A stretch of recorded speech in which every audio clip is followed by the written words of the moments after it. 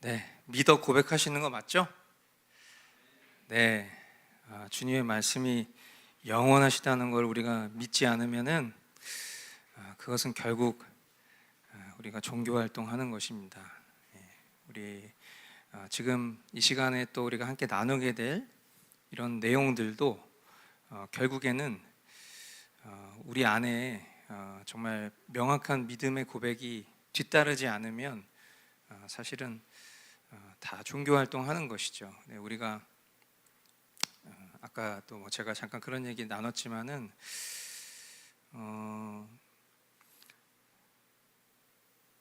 교회를 다니는 사람들이 종교 생활을 한다라고 당연히 신앙이 없는 분들은 그렇게 바라보고 다양한 이제 종교가 있는데 그 중에 하나가 기독교 이렇게 생각할 수 있는데, 사실 우리 기독교 신앙인들은 종교 활동을 하는 것이 아니라는 것에 대한 명확한 인식과 또 분별이 있어야 됩니다. 왜냐하면 우리는 종교 활동을 하는 게 아니라 우리는 신앙 생활을 하는 거예요.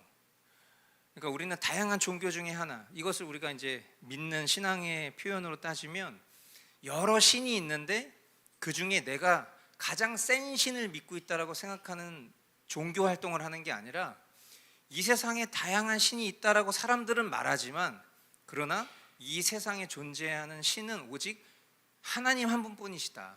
유일신 사상, 그 유일하신 하나님을 믿는 신앙생활을 하는 것이 저와 여러분들이기 때문에, 그리고 그 하나님의 말씀을 우리가 영원세세토록 그 하나님이 영원하신 것처럼 그 하나님의 말씀이 영원하시다라는 것을 믿는 것이 우리 신앙의 아주 중요한 정체성이기 때문에, 다른 사람들이 봤을 때에는 다양한 종교 속에서 기독교를 선택한 종교인 이렇게 생각할 수 있겠지만, 우리는 그게 아니라 유일하신 하나님을 믿는 신앙인이라는 것을 늘 꼭 기억하실 수 있어야 됩니다. 그래서 우리가 지금 이와 같은 교리를 배우는 것도 특별히 신론에서 이제 우리가 지난 시간에 자연 계시에 대해서 이야기를 나눴는데, 오늘 우리가 결국에는 특별 계시가 뭐죠? 성경, 하나님의 말씀이잖아요. 그 하나님의 말씀에 대해서 배울 때에도 이것이 그냥 단순한 지식이 아니라 우리가 믿고 신앙하는 바가 무엇인지에 대해서 잘 정리하고, 또 그것을 우리가 숙지했을 때 내가 믿는 바가 무엇인지를 정확하게 설명할 수 있게 되는 겁니다. 그래서 맹목적으로 종교 생활하는 것이 아닌 신앙생활하는 저와 여러분들 될 수 있기를 바랍니다. 네, 오늘 이제 이 하나님의 말씀에 대해서 함께 보도록 하겠습니다.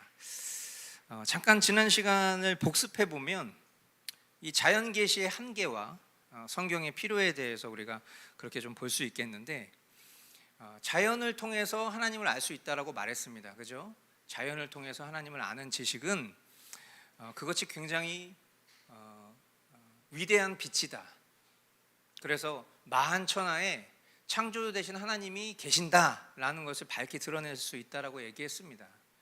그러나 그것이 인간을 구원하기에는 충분하지 않다라는 명백한 한계를 말했습니다. 그래서 우리가 일반 계시를 말하고 특별 계시를 말할 때, 자연 계시를 말하고 특별 계시를 말할 때에 우리가 여기서 항상 분별할 수 있어야 되는 것은, 모든 천하 만물을 통해서 하나님이 계신다라는 것은 인식할 수 있고, 또 누군가는 하나님이 계시다는 것을 믿을 수도 있지만, 그러나 그 자연 계시를 통해서 우리가 구원의 길을 알 수 있는 것은 아니다. 그래서 우리가 일반 계시, 특별 계시를 구분 지을 때 그 구원에 대한 계시는 오직 하나님의 말씀뿐이다라는 것을 얘기했어요. 그래서 결국 저와 여러분들이 살아가는 삶을 만약에 예배라고, 지금 이 책이 표현하고 있는 바대로 예배라고 표현을 한다면, 우리 예배의 기초, 또 우리가 하는 예배의 형태, 그리고 우리가 예배하는 규범, 그리고 그 예배의 실제는 결국 모든 것이 다 하나님의 말씀을 기반해서 해야 된다라는 것을 이야기했습니다. 우리 마음이 죄로 인해서 어두워져 있기 때문에 이 자연 속에서 드러나는, 일반적인 상황 속에서 드러나는 그 하나님의 계시를 바르게 해석할 수 있는 능력이 없다. 하나님을 인지할 수 있고 하나님을 느낄 수 있고 하나님을 경험할 수는 있지만, 그러나 하나님의 본뜻을 명확하게 해석할 수는 없다. 그래서 결국 로마서 말씀을 통해서도 우리가 확인해 본 것처럼 인간은 이 죄로 인해서 이 지식, 하나님을 아는 지식을 왜곡하고 결국은 무엇을 섬기게 된다? 우상을 섬기게 된다. 근데 여기서 말하는 우상에 결국 그 끝자락에 가보면 다양한 우상이 있는 것 같지만 결국 그 다양한 우상의 끝자락의 가장 끝판왕이 뭐예요? 우상의 끝자락, 뭐 사탄 이렇게 얘기하실 수도 있는데 아니죠. 사탄은 사탄을 섬기게 하지 않아요. 사탄이 섬기게 하는 것은 결국 우리 자신이 주인되게 만드는 그 일에 촉매제 역할을 하는 것이 사탄일 뿐이지, 결국 우리는 하나님을 섬기는 것이 아니라 나 자신을 섬기는 그 죄의 본질에 머물러 있을 수밖에 없다, 말씀이 없으면. 그래서 우리가 이런 존재라는 것을 하나님이 너무나 잘 아시기 때문에 우리에게 하나님 자신을 참되게 알게 하시고, 또 우리가 하나님을 바르게 예배할 수 있도록 무엇을 주셨다? 솔라 스크립추라, 오직 성경을 우리에게 주셨다. 그래서 성경은 자연 계시로서는 알 수 없는 그런 하나님의 뜻과 특별히 죄인들의 구원에 대한 하나님의 은혜를 드러내는 것이 결국 성경이다라는 것입니다. 그래서 오늘 우리가 이제 지난 시간에 그 자연 계시와 또 자연 계시의 한계와 이제 특별 계시로의 그 인트로까지 우리가 함께 나눴던 것이고, 그래서 이제 오늘은 우리가 이 특별 계시 하나님의 말씀인 성경에 대해서 본격적으로 보도록 하겠습니다. 자, 성경의 기원과 권위를 봅니다. 여러분들은 평상시에 이런 쪽에 관심이 얼마나 있으신지는 모르겠지만, 이제 저는 아무래도 이제 목사다 보니까 이런 좀 신학적인 내용들을 뭐 유튜브를 통해서 다양한 자료들을 또 보기도 하고, 그리고 또 어쨌든 이제 우리 교회가 우리 신자들에게 바른 교리를 가르치는 교회이기 때문에 또 우리 교회가 올리는 어떤 그런 영상에 여러 가지 댓글들에 대한 피드백을 해야 되는 경우들도 있습니다. 거의 좀 공통된 반응이라고 볼 수 있다면 대부분 나는 교회 다니는 사람입니다라고 하면서 어떤 이 신앙에 대한 것들을 헐뜯거나, 또는 불신자이면서 우리 기독교 신앙을 모독하는 사람들이 갖고 있는 공통된 특징이 있습니다. 그 공통된 특징이 바로 성경의 권위를 인정하지 않는 겁니다. 그러니까 성경이 결국 인간들의 저자, 인간 저자를 통해서 만들어진 책이기 때문에 그 책 자체의 권위를 신격화하는 것 자체가 넌센스다라는 식의 주장이에요. 근데 우리가 잘 알다시피 우리가 성경을 권위 있게 두는 이유는 단순히 어떤 과거 기독교 역사에서 어떤 사람들의 공의회를 통해서 결정된, 채택된 결론 때문에 우리가 그것을 성경의 권위를 두는 게 아니라는 걸 반드시 아셔야 돼요. 그런 공의회를 통해서 그 성경의 무호성과 성경의 권위가 주창된 건 사실이지만, 그러나 그들의 그 결론도 결국에는 성경 말씀을 통해서 자신들이 내린 결론이지, 마치 어떤 과거의 역사 속에서 크리스찬들이 그와 같은 합의를 했다고 해서 지금 역사 대대로 우리가 과거에 우리 선진들이 그랬기 때문에 우리도 성경을 하나님의 말씀으로 인식하고 그 권위를 받아들이는 것입니다라고 주장하는 게 아니라는 것을 잘 분별할 수 있어야 돼요. 디모데후서 3장 16절, 모든 성경은 하나님의 영감으로 된 것으로서 교훈과 책망과 바르게 함과 의로 교육하기에 유익합니다. 아멘. 자, 여기서 얘기한 결론이 뭡니까? 성경은 단순한 인간의 책이 아니라 하나님의 영감, 하나님의 감동으로 기록되었다라고 표현을 합니다. 그러니까 우리가 믿는 이 성경 무호설의 가장 핵심이 되는 근간은 성경의 저자가 누구냐라고 했을 때 성경의 저자는 하나님 자신이십니다. 그 하나님께서 선지자들과 사도들을 도구 삼으셔서 그들의 전 인격을 사용하셔서 하나님께서 그들을 감동케 하시고 성령으로 충만케 하셔서 그들로 하여금 하나님의 마음을 기록할 수 있도록 하셨다라는 것을 우리는 믿는다라는 거예요. 그 사실을 우리 믿음의 선진들도 공의회, 공적인 그런 모임을 통해서 우리가 성경을 권위 있게 두길 원하는 것은 이 성경을 권위 있게 둬서 뭔가 그것으로부터 얻어지는 부수적인 유익을 취하기 위한 그런 목적도 아니고, 그리고 그냥 우리가 그렇게 합의하기로 결과를 냈기 때문에 그냥 우리는 앞으로 그냥 성경이 하나님의 말씀이라고 믿기로 합시다 라는 식도 아니고, 철저히 이 모든 기록의 말씀들이 성령의 영감으로, 하지만 인간 손을 빌어 하나님께서 우리에게 계시하신 하나님의 무한 말씀이다라는 것을 우리는 그렇게 선언합니다라는 그런 과정들을 통해서 오늘도 우리가 그와 동일한 신앙의 고백으로 이 성경을 권위 있는 하나님의 말씀으로 받아들이고 있다, 그렇게 우리가 잘 이해할 수 있어야 됩니다. 그러니까 어떤 이런 과정들이 결국에는 사실은 큰 틀에서 보면 믿음을 전제하고 있다는 것을 우리는 깨달을 수 있어요. 믿음이 없으면 이 말 또한 믿지 못할 만한 말들인 거죠.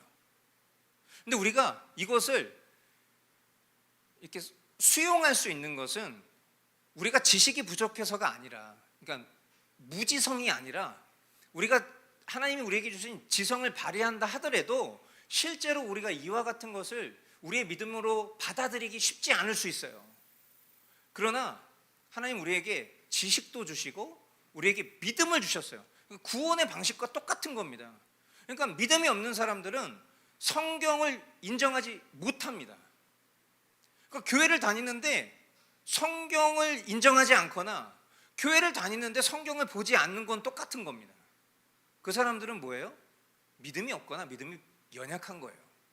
그러다 보니까 당연히 성경을 하나님의 말씀으로 받아들이고자 하는 믿음이 없기 때문에 결국 어떤 식의 방식을 취하냐면, 만약에 교회를 다니는 사람이라면 그 사람은 신비한 것을 추구하게 됩니다. 성경은 그냥 참고서처럼 생각하는 거예요. 그리고 내적 음성 같은 것에 굉장히 심취하려고 노력하게 됩니다. 그럼 그런 교파들이 있잖아요. 그리고 교파와 상관없이 그런 식으로 신앙생활하는 사람들 있잖아요. 아무리 강단해서 하나님의 말씀, 성경이 성령의 감동으로 된 것으로서 이것이 우리에게 바르게 함과 의로 교육하기에 유익하다라는 얘기를 한다 할지라도 그냥 멍하니 그 얘기를 들으면서 그래, 성경이 우리를 되게 도와주는 책이지, 우리 마음에 평안을 안겨다 주는 책이지, 꿀송이와도 같이 단 성경이지, 이런 식으로만 그냥 생각하지, 그게 진짜 실제는 하나님의 음성이라고 여기는 믿음이 없는 거예요. 그러니까 결국에는 실제로 신앙생활할 때는 자기 멋대로 하는 거죠.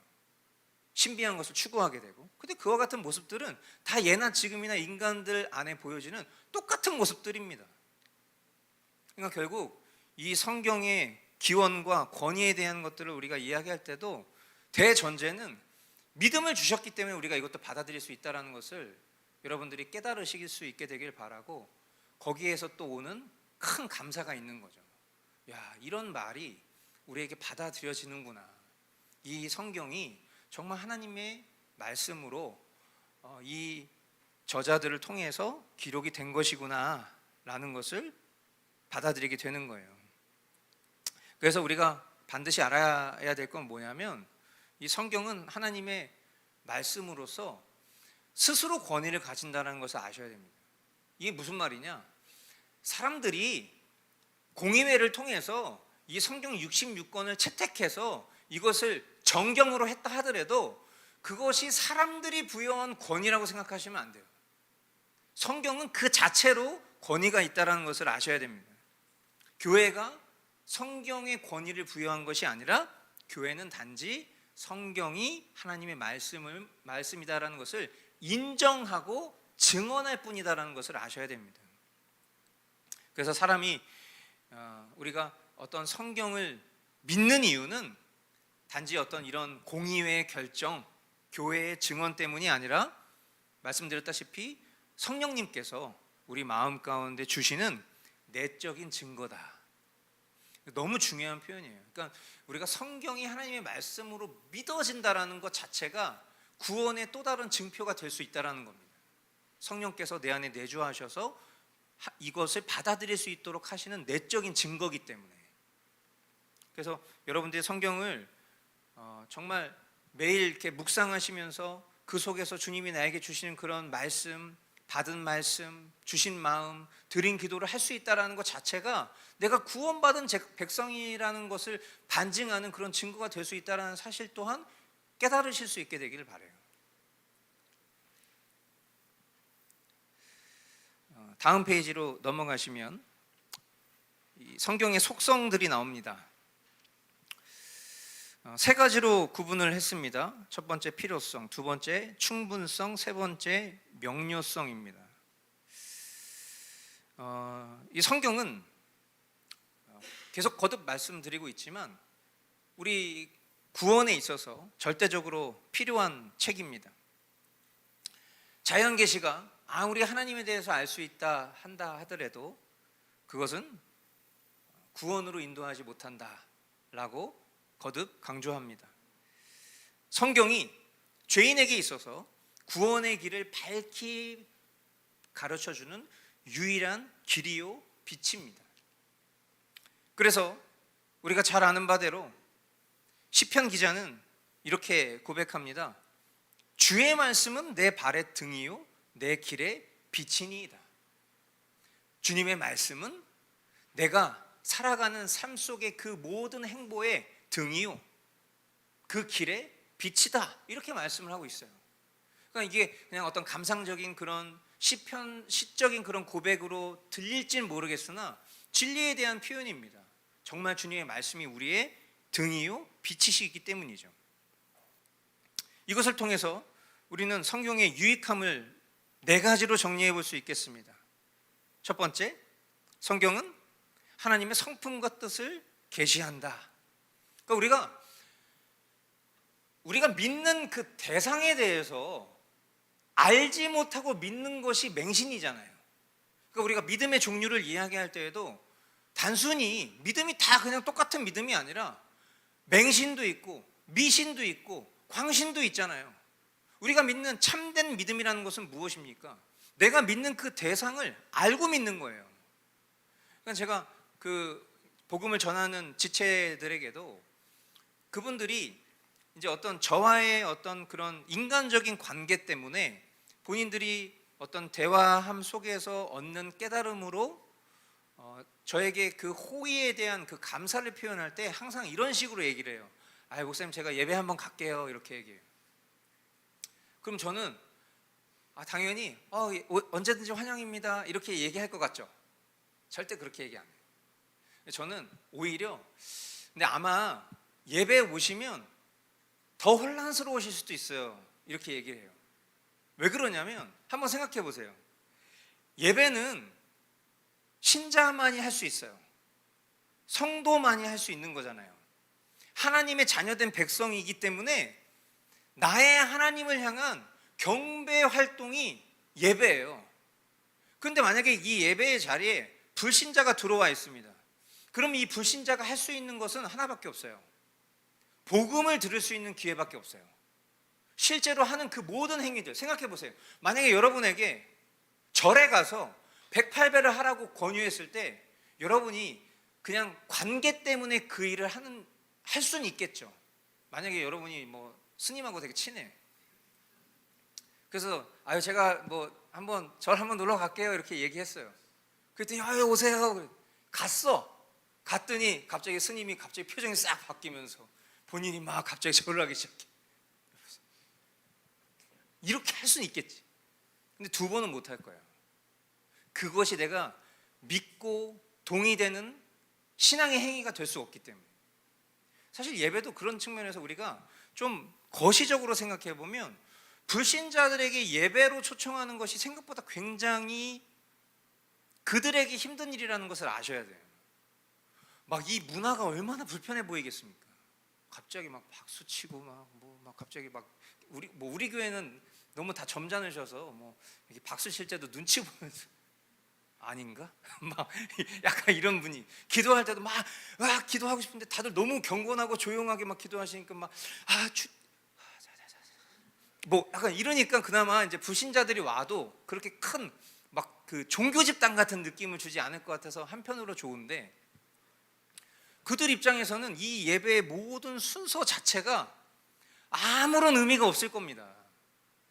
그냥 말씀을 들으면서 한두 줄 정도의 뭔가 교훈과 임팩트를 얻을 수 있을 수는 있겠죠. 그래서 제가 이제 그런 얘기를 하는 거예요.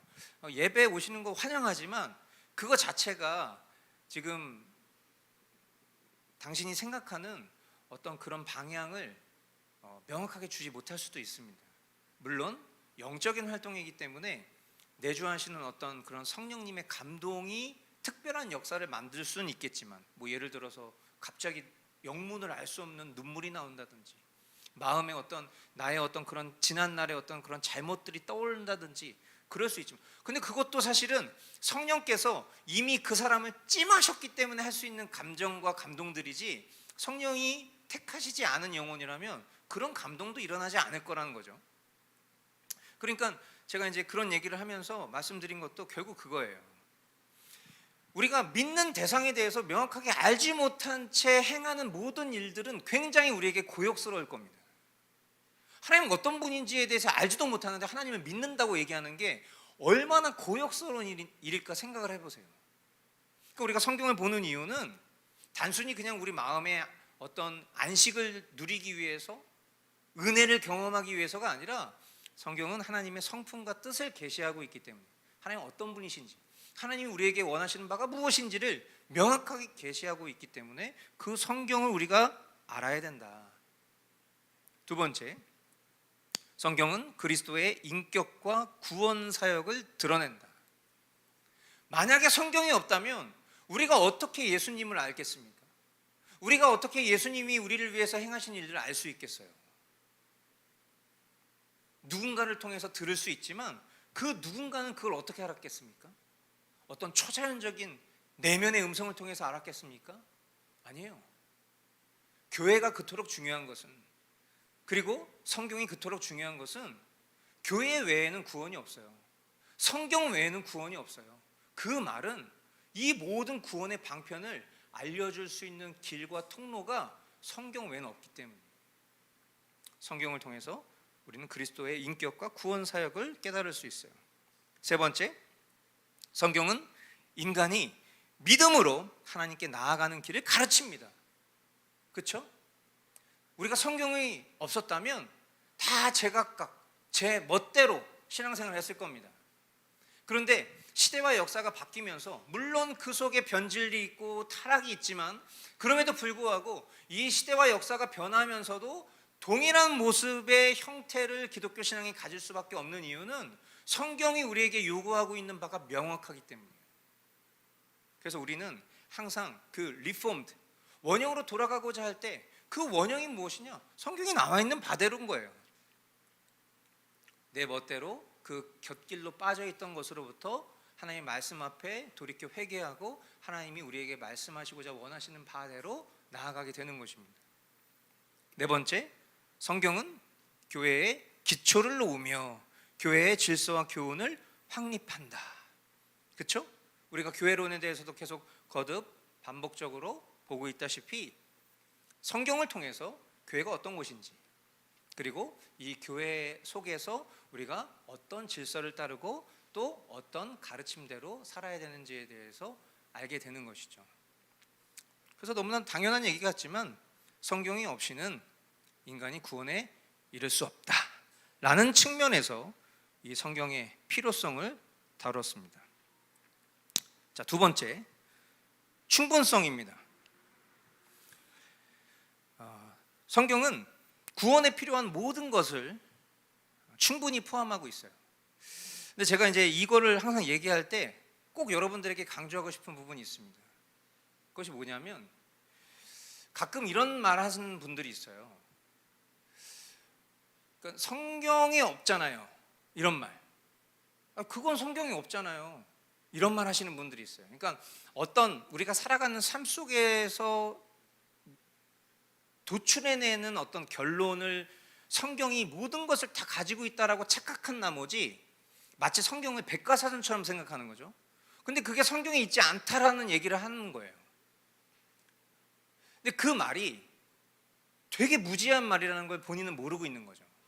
무슨 말이냐면 성경의 목적은, 성경이 우리에게 충분하다라고 얘기하는 것은, 여기서 말하는 충분함의 충분성은 우리가 살아가는 삶의 모든 지혜를 다 가르쳐준다는 의미에서의 충분성이 아니에요. 구원에 필요한 것을 충분하게 가르쳐준다는 의미에서 충분성인 거예요. 우리가 살아가는 삶에서 크고 작은 문제를 결정할 때 마치 성경 속에 있는 말씀을 제비뽑듯이 뽑아서 그것으로 모든 결론을 내려고 하는 분들이 있어요. 절대로 성경은 그런 부분에서 우리를 채워주지 못합니다. 이 말을 오해하지 마세요. 성경은 구원에 있어서, 저와 여러분들의 영혼 구원에 있어서 필요한 모든 것을 주는 책이지 우리가 살아가는 삶의 지식과 교훈을 주는 책이 아닙니다. 그래서 성경 외에 다른 전승이나 인간의 계시가 더해질 필요가 없다. 그러니까 성경을 참고서처럼 생각하면 사람들은 결론을 성경 외에 다른 것을 찾게 돼 있습니다. 그렇죠? 그래서 우리가 그 바른 이제 지도를 한다면, 저는 그렇게 생각해요. 우리 교우들이 때로는 살아가는 삶 속에서 어떤 조언을 구하시는 경우들이 있습니다. 근데 저는 뭐 예를 들면 뭐 진로에 대한 문제에 대해서 저에게 조언을 구할 때 사실 저는 제가 할 수 있는 얘기가 없어요. 왜냐하면 제 역할은 하나님의 바른 말씀인 성경으로 안내하는 안내자일 뿐이지, 제가 뭐 대단한 상담가나 뭐 진로를 책임져 줄 수 있는 그런 책임자도 아니기 때문에, 오히려 제가 할 수 있는 바른 권면이 있다면 하나님 말씀 속에 성령께서 내주하시는 그 조명하심 속에서 그 하나님이 원하시는 뜻을 한번 찾아보세요 라고 얘기할 수 있을지언정, 제가 어떤 일을 책임져 주거나 결정 지어 줄 수 없습니다. 이 얘기인 즉슨 여러분들도 마찬가지예요.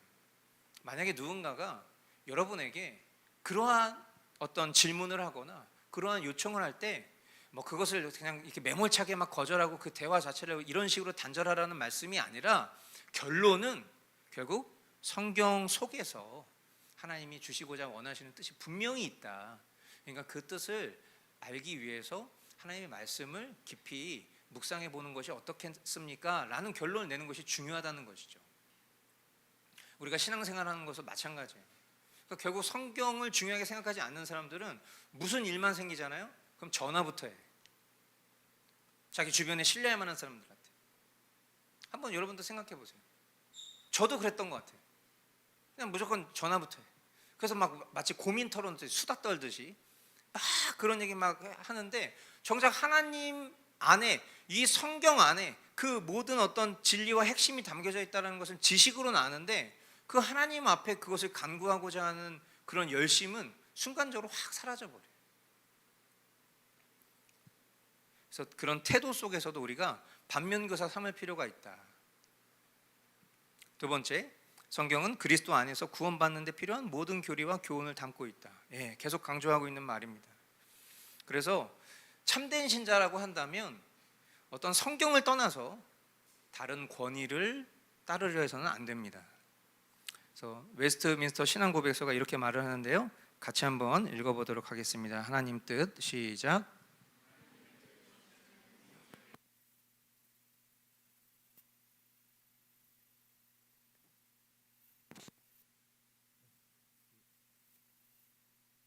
에어컨이 고장이 나서 뒤쪽에 있는 에어컨이, 이거 에어컨을 좀 온도를 낮춰주시고 세게 트셔야 될 것 같아요. 하나님의 뜻 전체는 성경에 명백히 기록되어 있거나 선하고 필요하게 도출될 수 있다. 성경에 명백하게 기록되어 있다라는 거, 그것을 저와 여러분들이 분명하게 믿으실 수 있게 되길 바랍니다. 세 번째는 명료성입니다. 이것도 앞서서 얘기했었던 거랑 좀 비슷한 결이에요. 뭐냐면 그 우리 어린 친구들, 우리 이랑이랑 예림이, 그리고 이제 훗날 우리 현덕이랑 승덕이도 마찬가지이겠지만, 그리고 뭐 나이가 많으신 분들, 뭐 저희 부모님 같은 분들, 이제 그런 얘기를 많이 하죠. 아, 성경 무슨 말인지 잘 모르겠어요. 이렇게 얘기합니다. 그리고 뭐 제가 이제 주중에도 신학생들하고 교제를 좀 했는데 그분들도 비슷한 얘기를 해요. 그러니까 이제 뭐 어린이 사역, 뭐 청소년 사역, 뭐 이런 얘기 할 때 제일 많이 등장하는 게 나는 이렇게 설교를 했는데 주변에 있는 뭐 교사 선생님들이나 뭐 부장 집사님 장로님들이 그거 애들이 못 알아들을 것 같은데 뭐 이런 식으로 얘기한다, 뭐 이런 얘기를 해요. 우리가 성경을 볼 때에도 모든 구절을 누구나 다 쉽고 명확하게 해석할 수 없다라는 것을 전제해야 됩니다. 생각해 보세요. 사람이 가지고 있는 문해력이라든지 아니면 어떤 배경 지식이라든지 이런 것들이 다 달라요. 그러니까 우리가 성경을 본다고 해서 그 모든 것들을 다 이해할 수 있다라고 생각하는 것 자체가 오산입니다. 오판이에요. 그러면 이 명료성에 대한 문제는 도대체 어떤 관점이냐? 앞서도 얘기했지만 구원에 이르는 지식은 평범한 독자들도 충분히 이해할 수 있도록 명확하게 기록되어 있다는 것을 여러분들이 아셔야 돼요. 그러니까 우리가 어린 아이들한테 이렇게 똑같은 설교를 해도 우리 아이들이 어떤 분들과 똑같은 수준과 농도로 그걸 다 이해할 수 없을 겁니다. 근데 그것은 어른들도 마찬가지예요. 그런데 결론은 명확한 거죠. 그 설교를 통해서 붙잡을 수 있는, 그 성경을 읽는 것을 통해서 붙잡을 수 있는 결론은 너무나 명확한 거예요. 그러니까 우리가 머스트 라이프를 할 때에도 계속해서 좀 거듭 강조하는 바이지만 때로는 이게 도대체 무슨 말인지 잘 모르겠는 본문이 있을 수도 있잖아요. 그런데 우리가 그 본문을 통해서 성령님께서 우리 마음에 조명하시고 그 본문을 통해서 우리가 붙잡고자 하는 명백한 결론은 사실은 누구나 다 깨달을 수 있어요. 그걸 알아야 돼요. 믿음을 주셨으면 그 지식의 말씀을 선명하게 이해할 수 있는 능력도 당연히 주셨고 그 전체적인 모든 스토리와 그 안에 담겨져 있는 디테일한 것들을 다 모른다 할지라도 반드시 구원에 이르는 지식은 누구나 남녀노소 누구나 이해할 수 있도록 분명히 기록되어 있다라는 것을 아셔야 됩니다. 오히려 성경이 불분명하다라고 주장하고 또 일반 성도들이 성경을 읽는 것 자체는 쉽지 않은 일이죠 라는 식으로 말하는 것은 로마 카톨릭의 주장과 똑같은 거예요. 그러니까 로마 카톨릭이 한 가장 큰 죄가 뭡니까? 성경을 사제의 전유물로 만든 거죠. 그래서 일반 성도들은, 신자들은 성경을 읽을 수도 없고 읽어서도 안 되고 해석할 수도 없고 그 너머의 것에 굉장히 큰 사탄의 울무가 담겨져 있기 때문에 함부로 성경 읽어서는 안 된다. 반드시 사제를 통해서 소화된 것들만 너네들은 들어야 돼 라는 식의 그런 전유물이 그게 종교개혁을 이룬 가장 큰 포인트 중에 하나잖아요. 근데 오늘날에도 그런 식으로 말하는 사람도 있어요. 교회 다니시는 분들 중에서도 성경은 우리 같은 사람들은 좀 쉽지 않죠. 목사님이 설교해 주시는 거 듣고 아멘 하는 게 중요하죠. 이런 식으로 말하시는 분이 생각보다 많아요. 하나님 입장을 생각해 봅시다. 하나님이 어떤 마음이실까요? 하나님 정말 그러시기를 원하실까요? 하나님이 우리 예림이는 나이가 어리니까 너는 지금은 알아들을 수가 없으니까 나중에 나이 먹으면 알아듣게 될 거야. 하나님 마음이 그럴까요?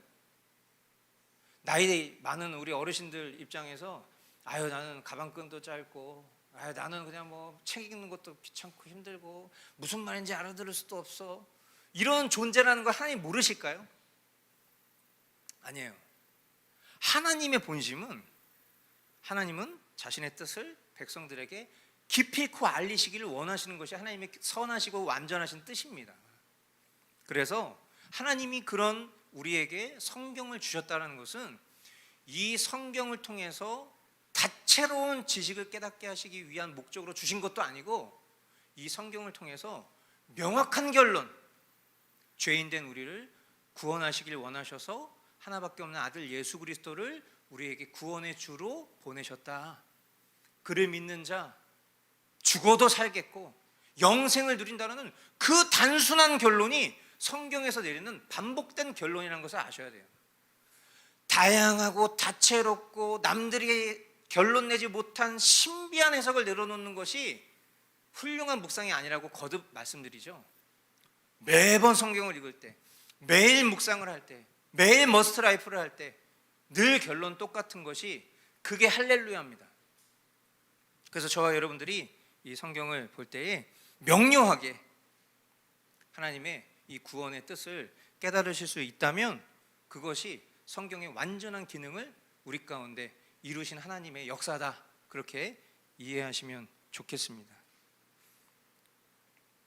마지막, 성경의 효력. 이 성경의 효력을 이야기할 때는 결국은 이제 성경과 하나를 더 얘기해야 됩니다. 그러니까 이 성경이 우리에게 효력이 있으려면 이 단순히 이 성경만으로 되지 않습니다. 여러분 주변에 여러분들도 아마 그런 경험이 있으실 거라고 저는 생각하는데, 불신자예요. 근데 예를 들면 박대리 저기 교회 다니지? 나도 옛날에 성경 되게 많이 읽었어, 이렇게 얘기하는 분도 있어요. 그렇죠? 나보다 더 많이 읽었대. 성경 몇 번 읽었어? 나 옛날에 이거 성경 통독을 내가 10번 넘게 했어, 막 이렇게 얘기해. 그럼 이제 우리 속으로 어떤 생각하죠? 진짜 불쌍하다. 왜 그런 거죠? 그러니까 이 효력이라는 게 뭐냐면, 우리가 성경을 읽는다고 하나님의 뜻을 다 깨달을 수 있다고 생각하는 게 오산입니다. 그러니까 우리가 그 불신자에게 성경책을 이렇게 선물하잖아요. 그럼 우리가 성경책을 선물할 때 우리 마음이 뭐죠? 일단 이 성경을 읽게 되면 반드시 이 사람이 복음을 깨닫고 하나님의 은혜를 입은 백성이 될 수 있겠다라는 그런 바람을 가지고 성경을 주는 거죠. 그러나 좀 냉철하게 얘기한다면, 설령 그 사람이 그 호의에 감사해서 성경을 완독했다 하더라도 지금 얘기할 두 번째 요소인 성령님이 계시지 않으면 이 성경은 효력이 없습니다. 전 세계 수많은 사람들이 역사를 거쳐서 늘 베스트셀러 1위라고 말하는 성경을 봤다면, 정말 그렇게 많은 사람이 봤다면 그만큼의 비례한 결신율이 있어야 돼요. 그런데 그렇게 많은 사람이 성경을 읽었다 하지만 그 성경을 무슬림의 어떤 꾸란이나 또는 다른 종교의 경전처럼 내 삶에 지식과 유익을 주는 어떤 그런 지식서처럼 성경을 봤다면 그 사람은 성경을 아무리 꼼꼼하게 공부하고 읽었어도 구원과는 상관이 없었을 것입니다. 그러니까 우리가 성경을 읽고 또 성경을 듣게 됐을 때에 성령님께서 우리 사람의 마음을 비추셔서 죄를 깨닫게 하시고, 그리고 그리스도를 바라보게 하시며 우리의 믿음을 일으키시는 그런 효력이 함께 이루어질 때 비로소 성경의 효력이 있는 겁니다. 그래서 우리가 잘 아는 히브리서 4장 12절 말씀이죠. 하나님의 말씀은 살아있고 힘이 있어서 어떤 양날 칼보다도 더 날카롭습니다. 그래서 사람 속을 꿰뚫어 혼과 영을 갈라내고 관절과 골수를 갈라놓기까지 하며 마음에 품은 생각과 의도를 밝혀냅니다. 아멘. 성경은 본질적으로 하나님의 말씀으로서 능력을 가지고 있어요. 그러니까 사실 이 히브리서 4장 12절 말씀은 신자들에게 있어서 매우 이 성경이 얼만큼 효력적인지에 대한 것을 가장 잘 증거하고 있는 말씀입니다. 그래서 하나님의 이 말씀이 살아있다. 그러니까 그냥 단순히 어떤 죽은 문자가 아니라 활자다. 그래서 그 말씀이 우리의 심령 가운데 힘을 드러낸다. 근데 그게 마치 어느 정도 수준이냐? 양날칼. 우리가 보통 칼은 단면인데 이 칼이 양날칼이에요. 그냥 훅 찌르면 다 싹 들어가는 그런 양날칼보다도 더 날카로워서 사람의 속을 꿰뚫고, 그리고 우리가 이제 뭐 2분설, 3분설 배우셨지만 혼과 영, 그래서 이제 이것 때문에 자꾸 3분설 얘기하시는 분들이 있는데, 육신과 영혼. 근데 여기서 3분설은 어떻게 가죠? 육신과 영과 혼, 이렇게 3분. 우리는 2분설, 영혼과 육, 이렇게 말합니다. 영과 혼을 가릴 수 없는 거예요. 근데 영과 혼을 가른다고 표현할 만큼 그 정도로 모든 것들을 다 예리하게 갈라버린다. 뭐가? 하나님 말씀이. 관절과 골수. 뭐예요? 관절 안에 있는 그 액체인데 관절이랑 골수를 어떻게 나눠? 나눌 수 없는 걸 나누는 걸 얘기하는 거예요 지금.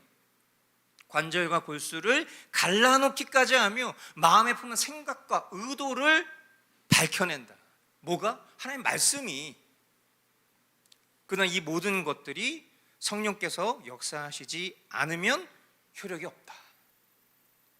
그래서 우리가 항상 누군가에게 뭐 성경을 선물할 때나, 또한 이거 우리 저기 교회 설교인데요, 한번 들어보세요 라고 할 때도 대전제는 우리의 기도가 있어야 돼요. 하나님, 제가 아무리 간절히 바라고 원하는 일이라 할지라도 저보다 더 간절하신 분은 주님이시죠. 주님, 제가 복음을 나눕니다. 그러나 주님께서 성령님으로 역사하시지 않으면 아무리 복음을 전한들, 아무리 성경을 전한들, 아무리 설교 영상을 보낸들 이 심령이 바뀌지 않을 것이니 하나님의 완전하신 그 경륜 속에서 택한 영혼이라 믿고 이 복음의 말씀을 통해서 돌아와 회개하는 그런 역사가 일어날 수 있도록 인도해 주십시오. 그렇게 기도하고 그런 일들을 할 때에 그 모든 과정과 결과도 주님이 하시는 거예요. 우리는 통로일 뿐이죠.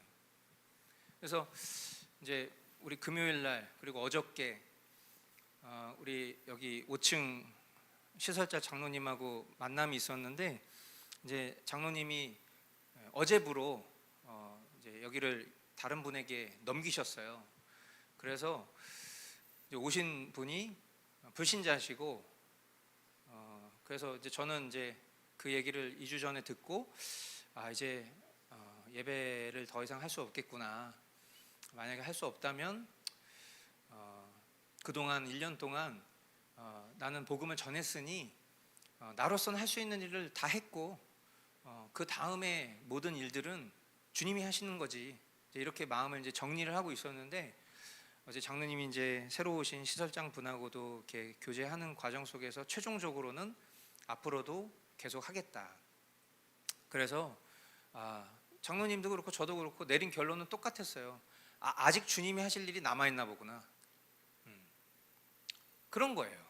그러니까 뭔가 우리의 힘과 열심으로 누군가를 막 결신시키려고 하는 그것이 복음을 전하는 열심이어야지, 이 사람을 설득하려고 하는 열심으로 나아가는 것도 사실은 우리가 다시 생각해 보아야 될 부분이에요.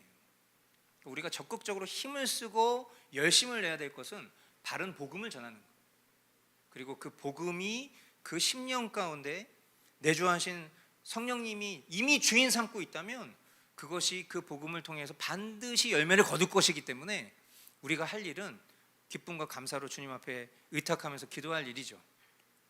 그래서 지금 이런 효력을 이야기할 때도 여러분들이 한 번 더 그런 부분들을 좀 잘 정리해 보시면 좋겠습니다. 그래서 항상 이런 얘기할 때 이 공식을 제가 이야기하는데, 우리가 어떤 하나님의 뜻에 대해서 얘기를 할 때에 반드시 이 두 가지가 함께 가야 된다는 것을 여러분들이 명심하실 수 있게 되길 바라요. 객관적 진리와 주관적 체험은 항상 함께 가는 것입니다. 객관적 진리가 무엇이죠? 성경이에요. 주관적 체험이 무엇입니까? 성령의 역사예요. 그러니까 우리가 하나님의 말씀을 이야기하지만 성령의 역사를 부정하면 안 돼요. 그러니까 성령 사역을 하시는 분들의 드러나는 그런 표출의 방식이 잘못된 것이지, 내면에 계신 성령님과 느낌과 감정을 전혀 없다라고 생각할 수 있는 건 말도 안 되는 일이에요. 우리가 정말 살아있는 신자라면, 참된 신자라면 당연히 우리 안에 살아 역사하시는 성령님과 그 내주하시는 성령님과 인격적인 교통이 있습니다. 그 인격적인 교통은 느낌이고 감정인 거예요. 그런데 뭐가 문제죠? 그 느낌과 감정을 우리가 신뢰할 수가 없어요. 성령이 우리에게 주시는 느낌과 감정인지, 아니면 내가 바라고 원하는 내 소원인지, 그걸 어떻게 분별하냐고. 그걸 분별할 수 있는 능력이 없다라고 인정하는 게 죄인의 고백이잖아요. 근데 그 느낌과 감정을 신뢰할 수 있는 기준도 하나님이 주신 거예요. 그게 뭐예요? 그게 성경이에요. 그러니까 이 객관적 진리와 주관적 체험은 항상 함께 가야 된다. 이것이 따로 기능하면, 객관적 진리가 우위에 있고 주관적 체험을 경시하면 어떻게 됩니까? 아주 교만한, 지식으로 점철된 그런 가짜 신자 같은 그런 모습이겠죠. 율법주의자, 바리새파 사람 같은 그런 신앙인이 되겠죠. 반대로 그 내주하시는 어떤 성령님에 대한 그 느낌을 갈구하는 그런 삶을 살면서 성경은 자기 마음대로 해석하고 성경을 읽지도 않고 누군가가 전달하는 그런 이상한 설교만 듣는, 그리고 뭔가 초자연적인 것들만 계속 추구하는 그런 사람은 어떻게 될 거예요? 이런 부작용과 병폐 속에서 우리가 보는 그런 신비주의자들이 되는 거죠. 그래서 우리가 보통 균형 잡힌 신앙 이렇게 얘기할 때 그 균형이라는 것은 이 두 가지를 말하는 것입니다. 결국엔 이 객관적 진리와 성경과 주관적 체험, 이 성령의 역사를 항상 함께 견주어가는 그런 신앙인, 그것이 균형 잡힌 신앙인이다, 그렇게 말씀드릴 수 있겠습니다. 자, 그래서 결론 한번 좀 정리를 해봅니다. 성경의 필요성에 대해서 이야기할 때에 자연계시로는 우리가 충분하지가 않다. 성경이 없으면 인간은 구원에 이를 수 없다. 그리고 성경의 속성에 대해서 얘기했을 때 성경은 하나님의 영감으로 된 책이다. 그리고 이 성경 자체는 인간이 부여해서 성경이 권위가 생긴 것이 아니라 성경은 그 자체로 권위를 가지고 있고 그 성경 자체로 충분하고 성경 자체로 명료하고 구원에 필요한 모든 것을 다 담고 있다. 세 번째, 성경은 성령님의 사역을 통해서 사람의 마음을 변화시키고 성령님께서 이 성경을 우리의 내적으로 확증시켜 주셔서 우리 참된 신자들이 성경을 하나님의 말씀으로 확신할 수 있도록 도우신다. 그래서 우리가 성경을 하나님의 말씀으로 경외함으로 받아들이고, 그리고 신앙과 삶의 최종 권위로 삼아야 한다. 성경은 신자가 믿음과 순종 가운데 하나님을 아는 지식에 자라도록 이끄는 유일한 길이다. 그렇게 결론을 낼 수 있겠습니다. 네, 준비한 내용은 여기까지고요. 이게 그 책으로 따지면 지금 분량이 이 정도 됩니다. 이 정도. 책 두께가 이 정도 되는데 이 정도 됩니다. 요거를 이제 지금 이 언어를 다 바꾸고 내용을 압축하려고 하다 보니까 생각보다 쉽지 않았습니다. 이런 식의 표현들도 여러분들에게는 좀 어려우신 분들도 있고 우리 어린 친구들에게는 좀 졸린 표현일 수도 있겠지만 이것보다 더 말도 안 되는 이상한 표현들이 되게 많은데 어쨌든 좀 최대한 이게 우리가 보편적으로 사용하는 신학적인 언어 중에서도 좀 쉬운 단어들로 그렇게 좀 정리를 해서, 지난주에 여러분들이 레벨이 괜찮다고 말씀하셔서 비슷한 레벨로 이번 주도 나누었는데 이해 잘 되셨죠? 예, 감사합니다. 질문 있으시면 오늘 이 주제와 관련돼서 질문 있으시면 질문 받도록 하겠습니다.